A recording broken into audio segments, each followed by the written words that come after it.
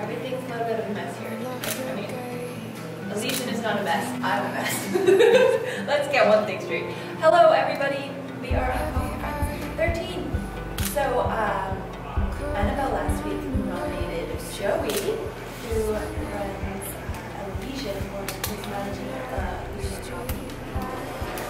And I will introduce him to start with announcements. Okay? Cool. Let's turn it around. So, we are going to yeah, we'll talk this way, and then we'll be on the camera over there. Okay. Cool. Tell me who you are, what you do, just your down low, I guess. Wow, cool. I'm Joey. I've lived in Vancouver probably for the last just about 2 years. Moved here from Hamilton, Ontario. And I think I've worked for Elysian probably almost the entire time I've lived here. I started off working in one of our other cafes on Broadway Street as a barista. And I guess the main thing I would have to say about my initial experience in Vancouver, in terms of what, I guess, the coffee scene. What year was that? Sorry. Sorry, that was, well, it's 2016. So that was 2014. That you came here? That I came here, yeah, at the beginning of 2014. And yeah, I think right away joining on with Elysian gave me this really great network of people that have now become my friends. And really, I would say that anyone I know in the city is due to Elysian in some way, which is really great. I don't know. I can't imagine what Vancouver would be like. What it would be like for me. If you were part of Elysian. Yeah, I feel like moving to Vancouver, I heard a lot that it was a very hard city to meet people in, and people could be a little on the cold side, and it was really hard to like tap into a community of people. And I actually had a complete opposite experience. So nice to what hear. people. That's so lovely. Yeah, so it was. I think it's so great. Well, right now we're in the tasting room, if you can see that. I don't think you can. But we're in the tasting room, so this is where they cup. And what's the protocol, do you think? Yeah. In here, In just here. to give us an idea of the environment. Cool. I think we all feel really fortunate to have a facility like this. You know, when I first started at Elysian, we didn't have this building. We owned the building, but it wasn't operating yet. And so any kind of cupping, whether it was social or for quality control, had to be done in like an apartment unit, which was one of our offices above the Broadway Cafe. And so it was very rigged up and makeshift, and there were always people coming and going. And then to come here and have a completely different experience where you have like a dedicated room for this kind of thing, for QC and for bringing in wholesale clients. I mean, this room is very, very multi-purpose. I guess it gets used every week by... Turn you around so that you can see what we're looking at here. There's some... grinders over there. Grinders, so... Do you guys do training on that machine? Yeah, we do training on that machine. So that machine's the same machine that they have in the cafes. That's really nice. Like, I mean, it's a really great resource to have as far as like Vancouver, because there's not a lot of places to really have people come in and taste coffee and have the opportunity to cup away from the cafe or whatever. But, Totally. Great touch points for tasting. For tasting, yeah. We do have, you know, every week we hold some kind of public tasting where we just open the room up to people in the cafe, and they can come in and taste some coffee. And, you know, there are some people who are just interested to come in and quickly taste the coffee and then leave, and they're happy to do that. And then there are other people who are very intrigued by what this place is and kind of why we would go through that. What about your first cup of coffee? We were just talking about your experience of like how you stumbled into coffee, and I was fascinated by that because everybody that's in coffee has some kind of story of that memorable tasting experience, and the whole idea of having these touch points or community surrounding coffee is to make a situation that is possible for customers that don't maybe think of coffee in the way that we think of it. Give them the opportunity to stumble into it and be like, whoa, what? Like, well, yeah, moving to Vancouver and deciding to live here came to be because it was actually in Vancouver that I really had that experience for the first time, and there's something that was drawing me back here, and it would have been a number of years ago in the apartment of our roaster, Nate. And I had come here to visit him, and he had served me some coffee that I was so, I don't know, I guess, it tasted in a way that I had never experienced before, and I just thought, wow, isn't that so cool that coffee can taste like this? And if I remember correctly, he was serving me coffee from Heart Coffee Roasters in Portland.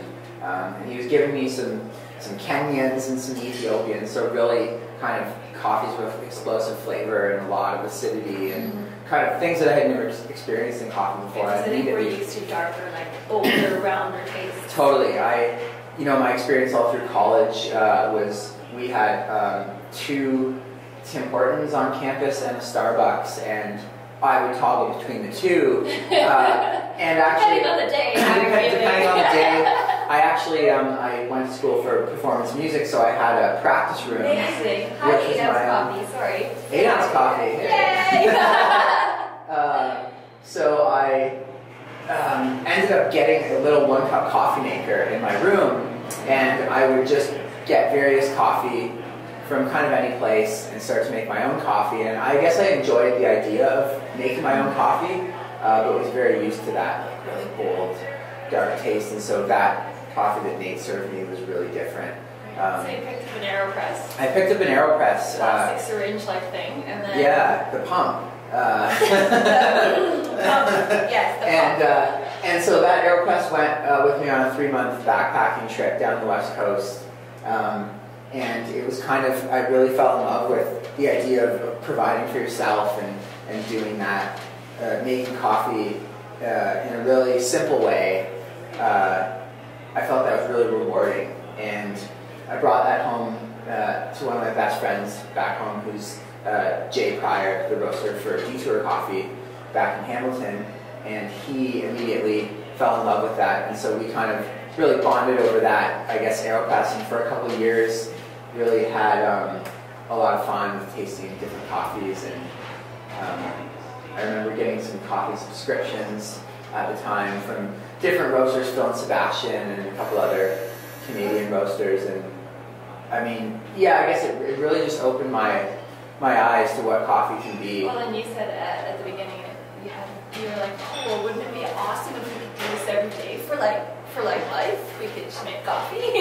Totally. and then you made it happen. So yeah, and I think kind of like wanting to, after having that experience for a year and then another year, really realizing there was a lot more to coffee, especially beyond the cafe environment or the home brewer's environment. I mean, you could go so deep into the political and economic and all those kind of aspects of coffee, and it's kind of like a big puzzle that you start off with only a couple of pieces, and you just slowly just keep adding pieces to it. I would second that viewpoint for sure, because I really enjoyed coffee from a customer perspective.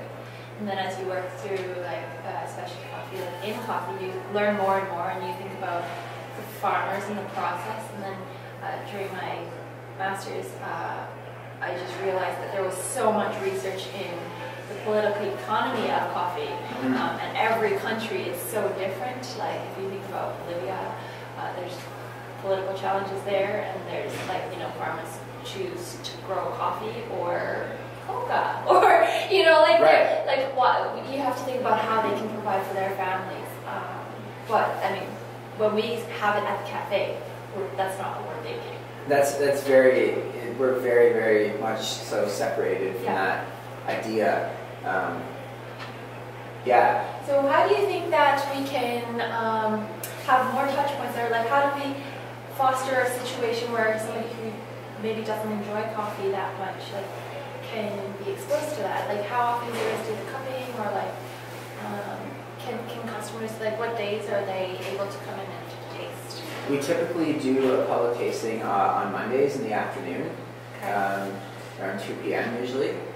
And it's like I said, it can be very casual for people. So I think you know, with what we've been talking about a lot here at Elysian are the ways that we can interact with people and bring them in to the community. And one of the ideas that's been thrown around is that cupping specifically might seem a little intimidating to someone who hasn't done it before, because you come in a room and all these people are so quiet and everyone's slurping and smelling. There's about 15 different coffees lined up, and so we've discussed, you know, how do we make that more accessible to people, approachable, and so we really try and make it a casual environment, and we really like to refer to that as just like a coffee tasting. Come in and taste our coffee at Elysian, and then people usually ask, oh, well then, you know, why is it in all these clear cups, and why are we using spoons? And then you can maybe get into a little bit of a conversation about why that might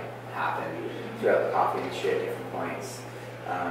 But I think the idea of tasting coffee side by side and really getting that comparison is a really great way to open people's minds and eyes just to what coffee can be like, and how, you know, it is a food item or an agricultural product that is, one is quite different from another, which is quite different from another, just like all the other food that we consume.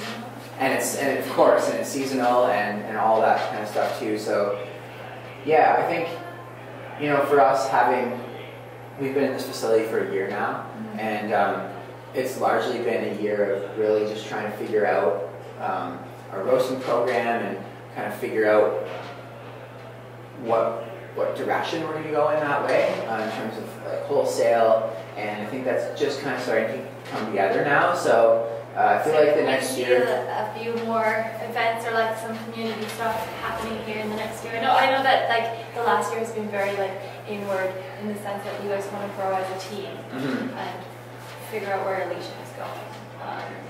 Do you think that we'll see a little bit more of outreach to and hosting of things, or?